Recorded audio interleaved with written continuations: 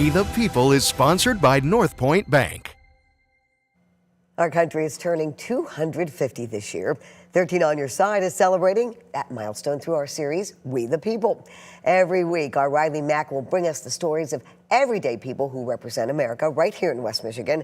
Tonight, she's here to introduce us to someone whose people were here long before the United States and whose fight to keep her culture alive is far from over. Riley. Juliet, the United States government once made it illegal for Native American children to speak their language, practice their culture, or live with their own families. Many of those children ended up in boarding schools right here in Michigan. Their descendants are still healing. Tonight, how one Potawatomi woman is doing that healing in our We the People.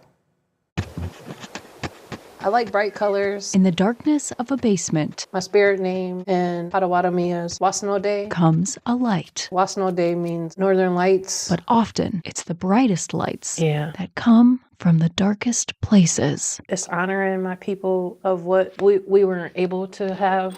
Pine Creek Reservation is the homeland of Nicole Keefe. My house is on the reservation. But she didn't grow up here. Most of my family lived in Battle Creek because out here we didn't have a lot of resources.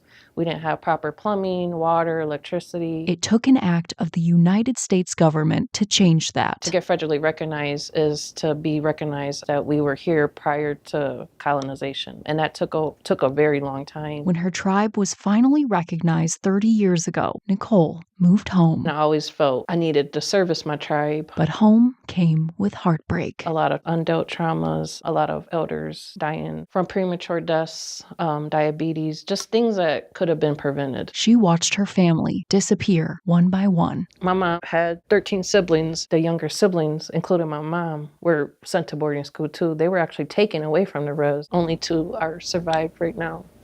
And most of them died from food-related illnesses, poor diet, cirrhosis of the liver. Some of the things, the alcohol abuse, survival cooking, was from boarding schools. It plays a major role in the work that I do now.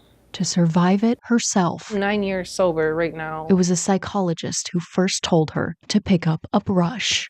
She was like, you need to put it down on paper. What do you do? And so then I was like, I paint. I like to paint. The paintings that followed were everything she never said out loud. Each one had a story. My painting Nonoshe, which is in honor of my aunt on my maternal side. She was murdered the year I was born. One was called Chaos because my whole life was in chaos and I was an alcoholic. Before my aunt passed away, she told me that she was raped on a reservation. And so those things came out in my paintings. Healing her people in the dark. I'm supposed to heal people through this. And healing her people. And then it ended up going to food. In the light.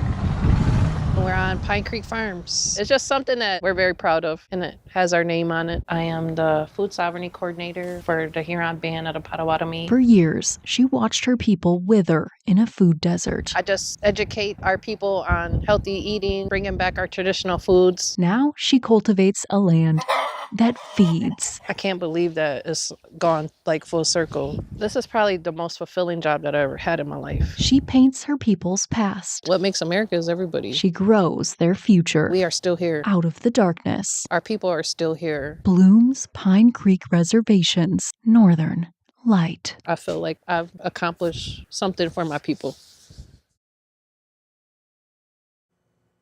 Make sure you tune in next week to see who we feature from your community next. With your We the People, I'm Riley Mack. And meteorologist